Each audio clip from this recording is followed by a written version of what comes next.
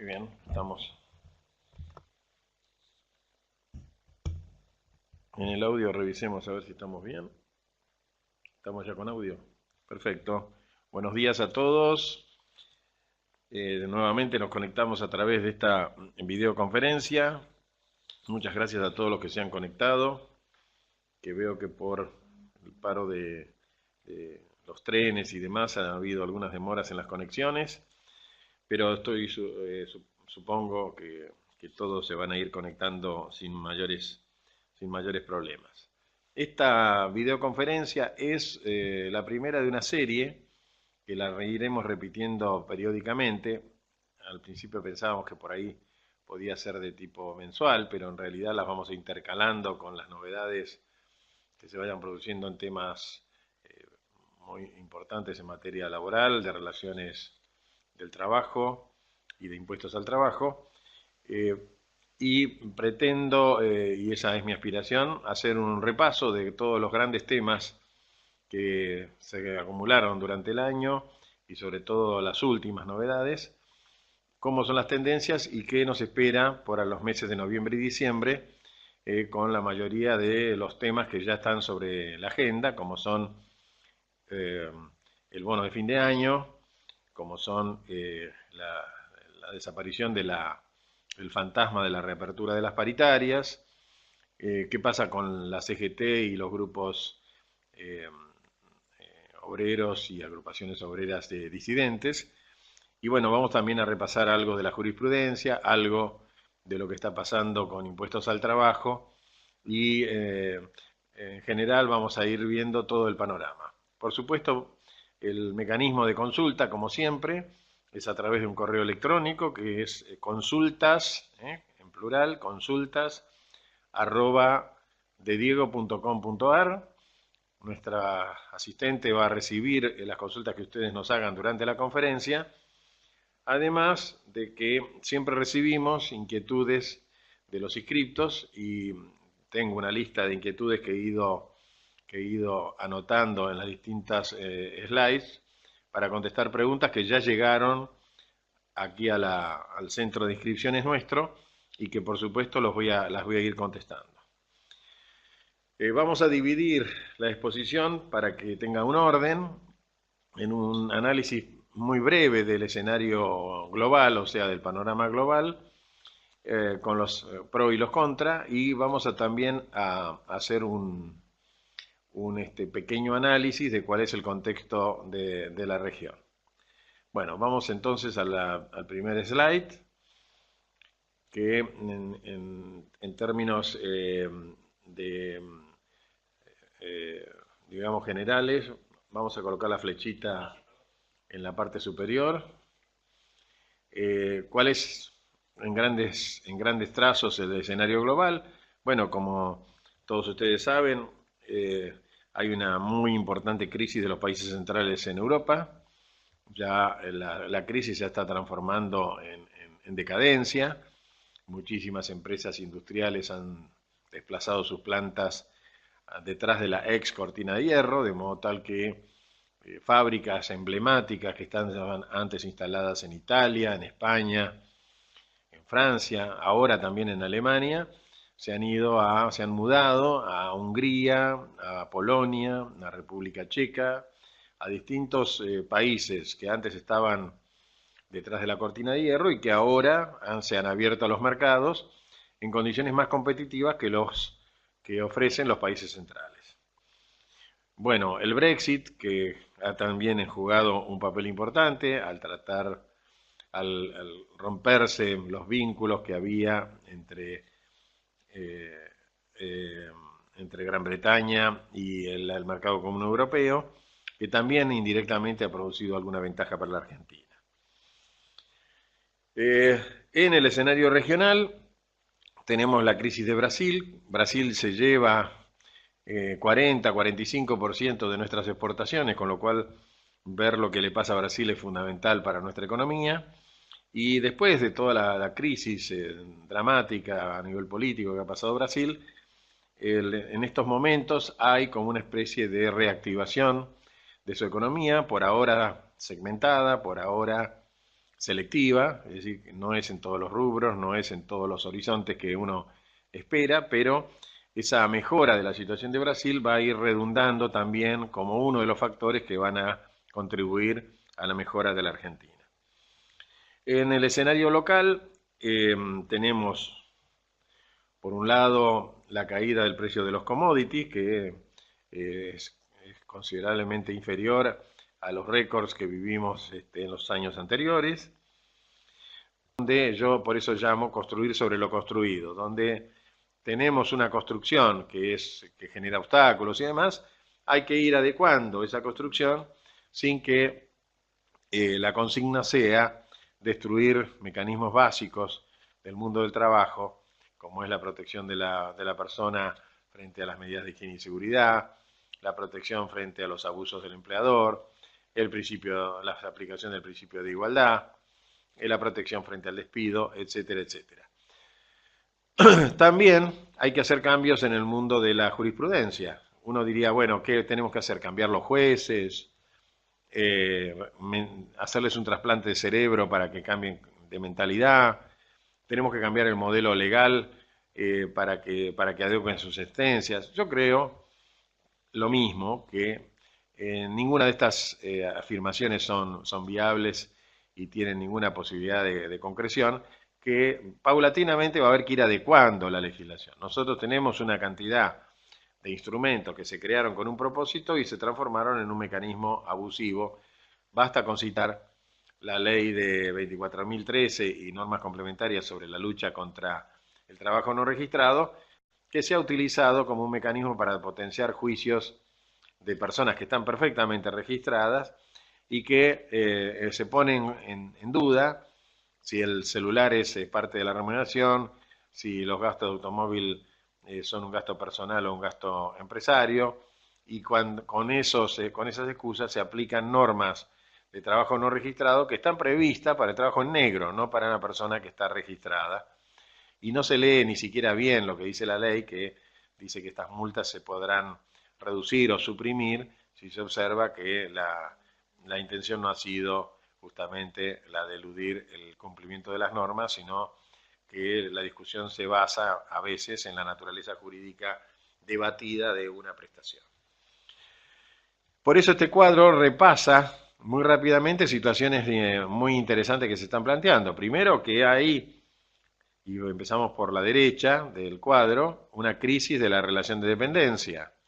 ¿En función de qué existe esta crisis? Bueno, porque ha habido de parte de la justicia laboral un avance muy significativo sobre la alocación de servicios, sobre las contrataciones en forma autónoma, que si bien existe una corriente dentro del mundo de la doctrina civil y de la doctrina laboral, en el sentido de que la relación de dependencia ha ido avanzando sobre muchas figuras que antes eran solamente contrataciones autónomas. Yo recuerdo a Borda, que en un momento dado, en el análisis de su capítulo sobre la alocación de servicios, llegó a afirmar que prácticamente había desaparecido y que la alocación de servicios más la nota de la relación de dependencia había dado lugar al espacio que hoy ocupa como rama autónoma el derecho del trabajo. Debajo de la crisis de la relación de dependencia tenemos que desaparece la noción de establecimiento. Cuando uno tiene teletrabajo, cuando uno tiene home office, ¿dónde está el establecimiento? ¿En la casa? ¿En una plaza donde uno se sentó para trabajar desde la notebook? ¿En un cibercafé? ¿En Starbucks, donde uno se instaló para mandar un correo? ¿O el establecimiento sigue siendo la sede donde la empresa recibe y transmite toda esta información? Bueno, como desaparece el establecimiento o se hace difícil su determinación, crece también el cuentatropismo, ¿no? Hoy tenemos gobiernos como el de la ciudad que dedica un ministerio completo al entrepreneur, al emprendedor, como que el emprendedor tiene más posibilidades en el futuro próximo de lo que es el nuevo modelo de existencia de la Argentina como autónomo que como empleado en relación de dependencia en alguna empresa. Como consecuencia de este contratropismo, tenemos debajo el fomento que hay en muchos lugares de los contratos entre autónomos. Debajo tenemos el crecimiento de la cantidad de nuevas microempresas producen, productos o que toman un nicho del mercado que es muy particular, ¿no? Hace poco, gerente de una compañía había dejado de trabajar y tenía dificultades para su reubicación y montó junto con su señora, que se dedica mucho a la repostería, una fábrica, una empresa de fabricación con entrega a domicilio de productos dietéticos perfectamente evaluados en cuanto a calorías, incluyendo todos los productos dulces, y me contaba que habiendo armado una buena cadena de distribución, tenía réditos y una vida muy confortable al lado de la vida que sufría y padecía cuando estaba como gerente en la empresa y con réditos económicos mucho mayores. Así que todo también es cuestión de encontrar, como se le suele llamar ahora, el nicho de la declaración de inconstitucionalidad en los mismos sentidos. Y finalmente, en el último gobierno del expresidente Néstor Kirchner, el caso Madorrán, donde se diferencia las personas que tienen protección de las que no tienen protección, indirectamente se respalda la jurisprudencia de los 3 fallos anteriores. Se los dejo como elemento ilustrativo para defender muchas veces la posición de que la reinstalación no es viable, porque la reinstalación solamente es viable en los regímenes de estabilidad propia. El otro tema muy importante dentro de este repaso que estamos haciendo es el que tiene que ver con la unidad y pluralidad sindical, que ya está trayendo una cantidad muy importante de trastornos.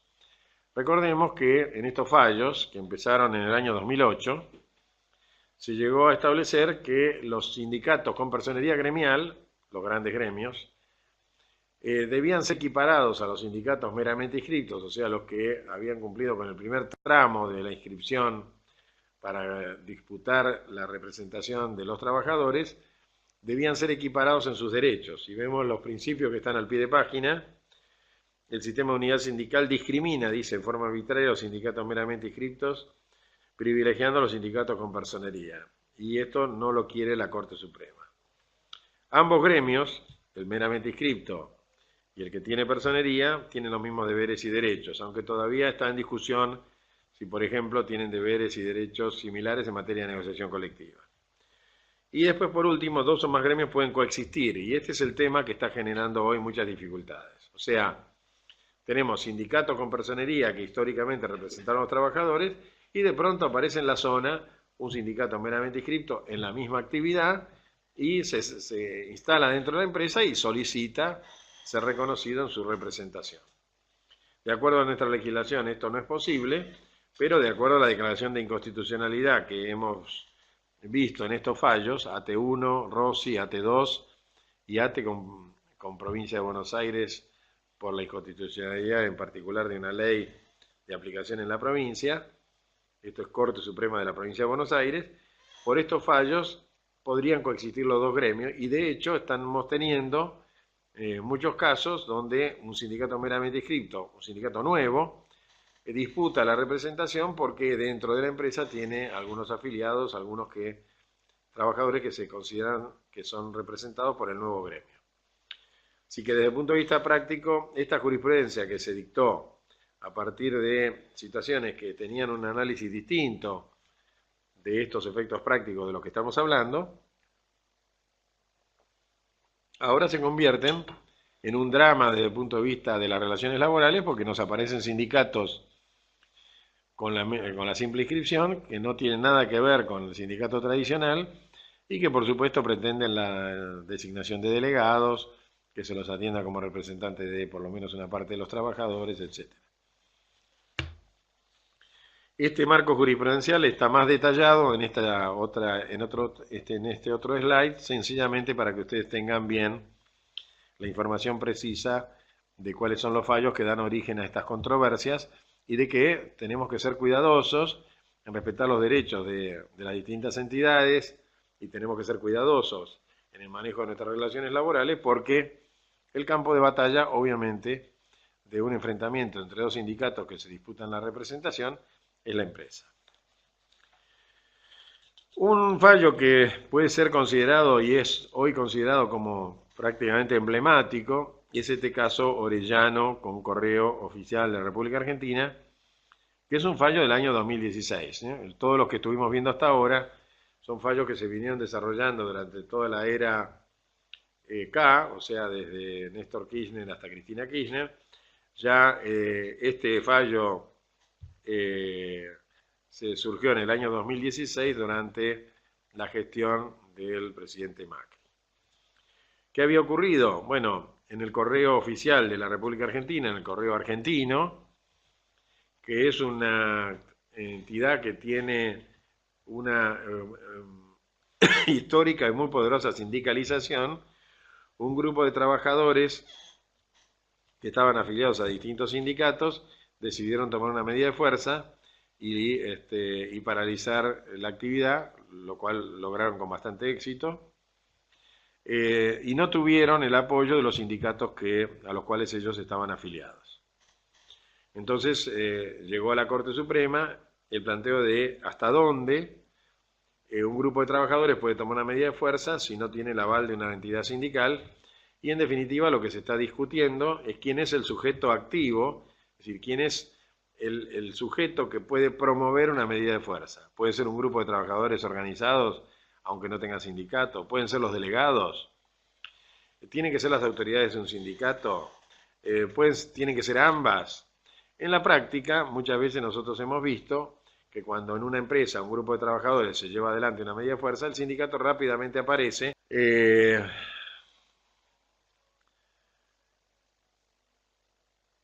Fernando nos pregunta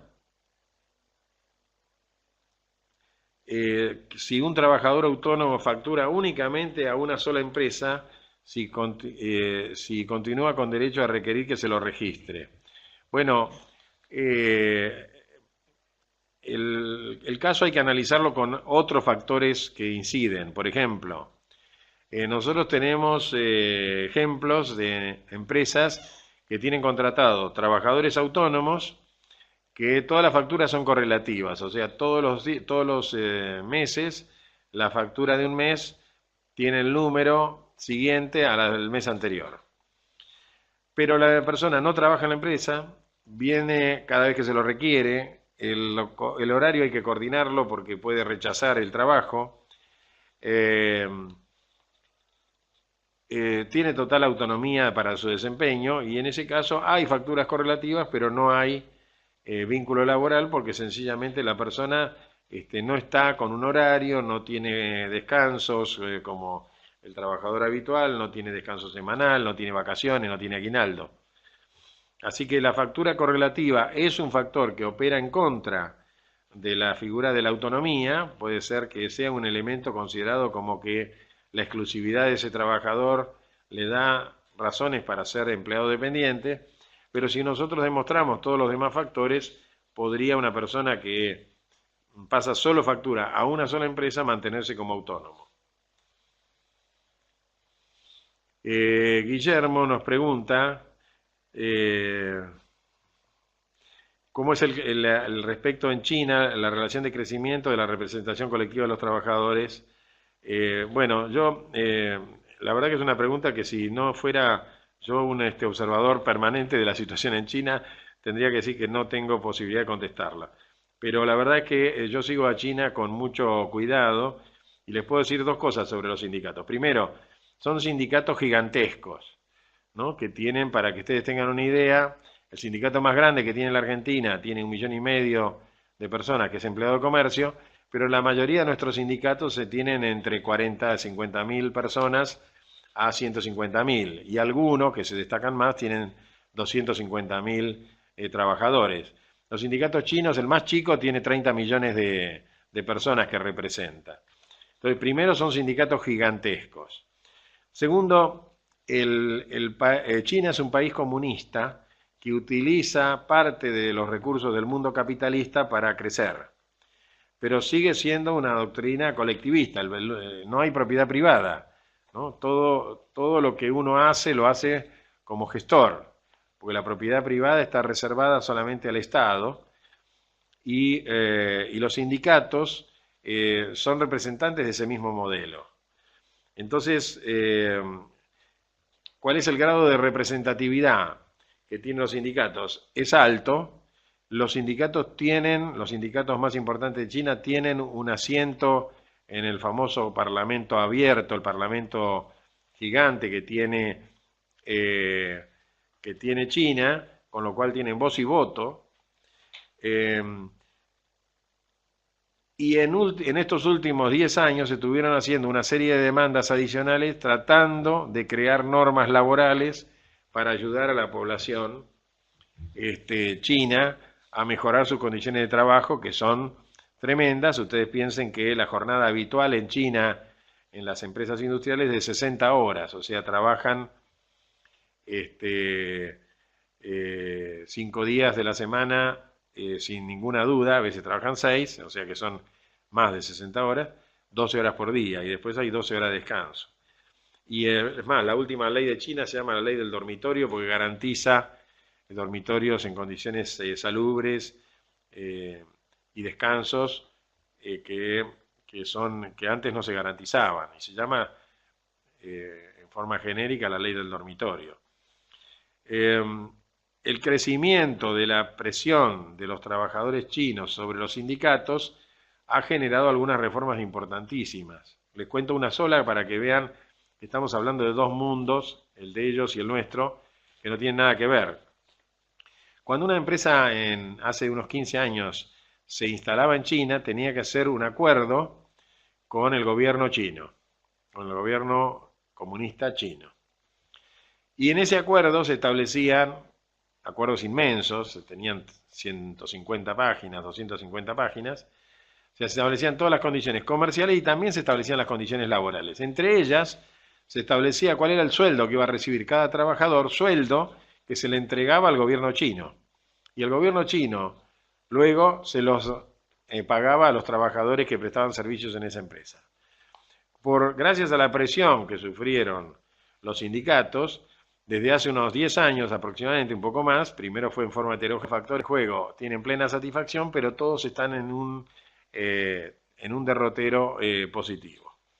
Si pasamos al último slide, que era el escenario que tenía dado el Poder Ejecutivo sobre el mundo sindical, vemos que todo este mundo sindical, que lo vemos bastante diversificado, está representado en la CGT.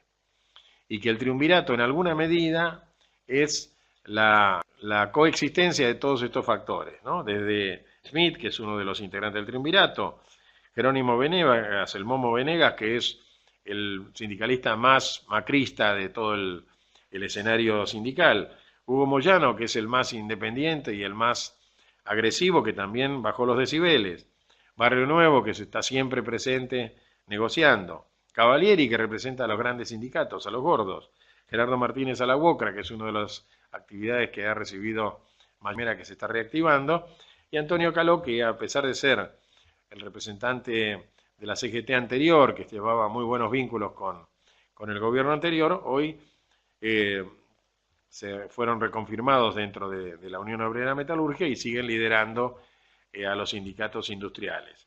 Así que hoy el escenario que se presenta es, tenemos un fin de año que tensión, tenemos un fin de año que necesita de una contribución por las empresas, los sindicatos y el Estado para contener a los sectores más necesitados, para evitar problemas de conmociones sociales, de puebladas, de movidas vinculadas con saqueos o con grupos que están postergados y que no tienen apoyo solidario. En fin, va a haber que concentrar el esfuerzo en que sea un fin de año pacífico y cordial para todos, al mismo tiempo que se empiezan a reactivar algunos sectores en forma segmentada de la economía que probablemente promediando el primer semestre y sobre todo en el segundo semestre del año que viene van a determinar un cambio completo del escenario económico por su reactivación. Como siguen llegando preguntas y muchas no las pude contestar, les aclaro a todos los que me han hecho las consultas que por escrito les vamos a contestar las mismas y que les vamos a mandar todos los slides que estuvieron viendo ustedes para que cuenten con el material. Los slides van a ser distribuidos esta tarde entre todos los inscritos en la videoconferencia. Las preguntas van a tardar un poco más porque las contestamos con cuidado una por una, van a ser distribuidas y con eso esperamos que esta videoconferencia les haya dado un panorama integral de lo que vemos en el mundo laboral, teniendo en cuenta que a todas las empresas, a todas las organizaciones, a todos aquellos que tienen alguna responsabilidad social o laboral, se nos está demandando una particular atención en todos los sectores que más necesidades tienen y en donde cada uno, si aporta algo para contribuir a mejorar la situación de esos sectores, obviamente vamos a tener un fin de año razonable y un despegue, un predespegue previo a la mejora económica que se espera en todos los sectores para el año que viene, que permita que mejore la calidad de vida, los ingresos y el futuro laboral a la mayor cantidad de argentinos que sea posible. Muchas gracias a todos por su atención y bueno, la próxima videoconferencia va a ser sobre productividad y ausentismo. Vamos a hablar de las nuevas cláusulas que se están firmando en los convenios colectivos, en los que se firmaron en el petróleo, algunos que se firmaron o que se están estudiando, otros que se están estudiando y se están firmando en la industria metalmecánica, en las empresas de autopartes, en algunos casos de empresas de minería.